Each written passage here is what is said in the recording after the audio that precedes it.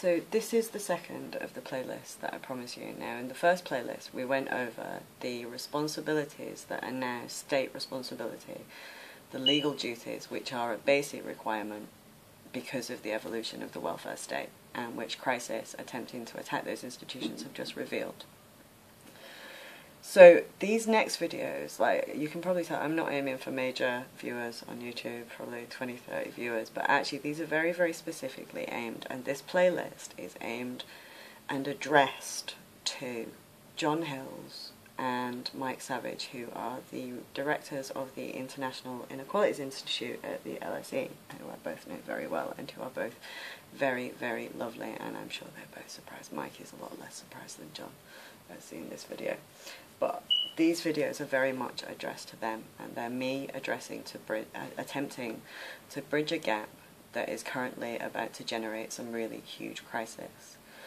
So before I start, I just need to say to John and to Mike that neither of these videos are intended to undermine you or to get at you or to do anything else, but to, in the most efficient way possible, to transition a crisis which, if not resolved at your level, could actually threaten the LSE and threatens massive instability in the country. So the reason that I came to the LSE was actually that I had waited for you to announce that you would open a multidisciplinary research centre. I already have a naturally occurring multidimensional understanding of inequality and a naturally occurring post-Keynesian understanding of the economy, or at least some of the institutions that evolved in the post-war period.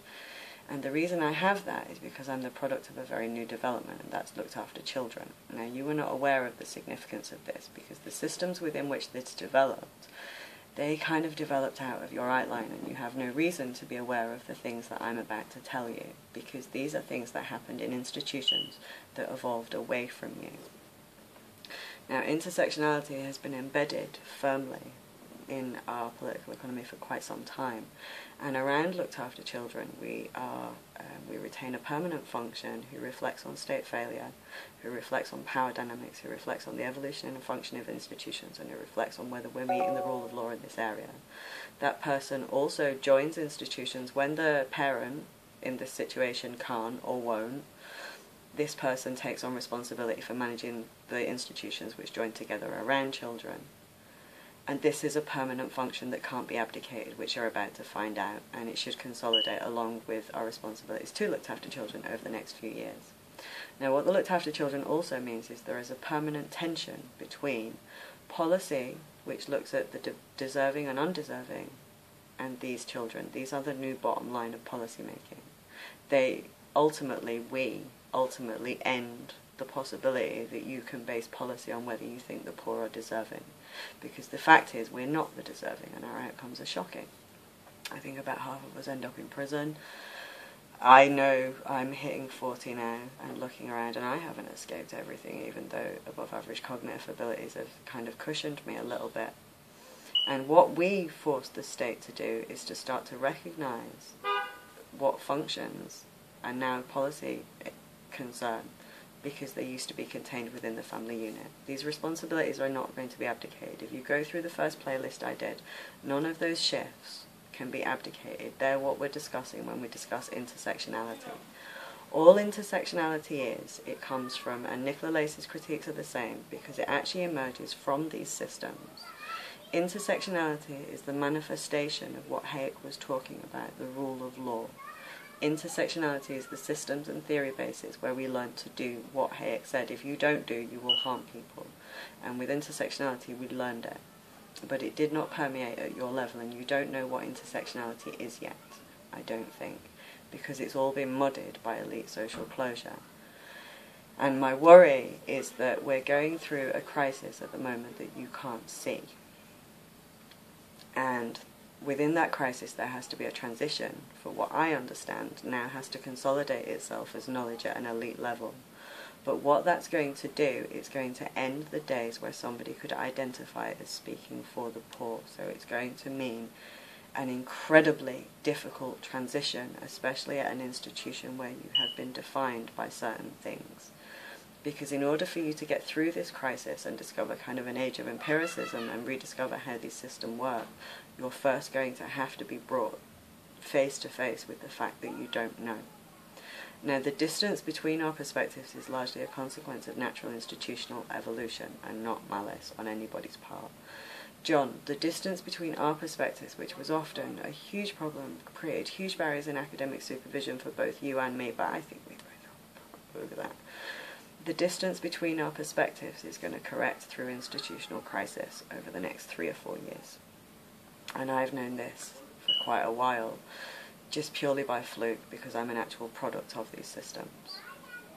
But what looked after children mean is that as a consequence of conversations that happened at the London School of Economics in the 40s, institutions were established which facilitated a rule of law, which meant that the first time that you opened your doors looking for a multidimensional understanding of inequality, someone was able to walk through your doors with that understanding, because I came from systems that are entirely LSE's responsibility. So what I'm going to do is I'm going to show you, because these are your corporate grandchildren, that's what we're going to do. We're going to give you a kinship relation. This new bottom line of policy making that you always have to understand now means that you have to develop a systems analysis, and you have to develop an understanding of the forces that have shaped these systems. And your new corporate grandchildren, who have always been your corporate grandchildren, are going to be your bottom line from now on.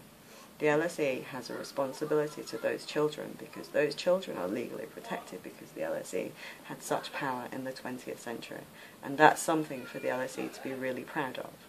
Your absolute link to the looked after children in this country, and you as the basis of why they have protection, you should be really proud of that.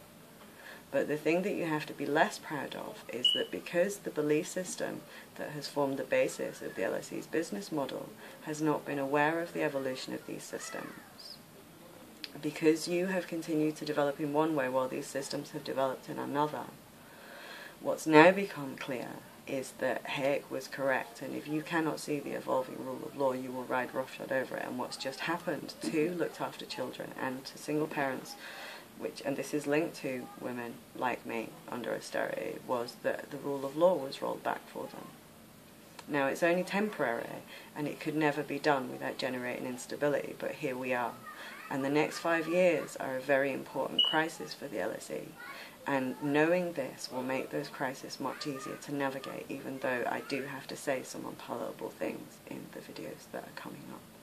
So that's what these videos are for. They're not meant with any malice at all.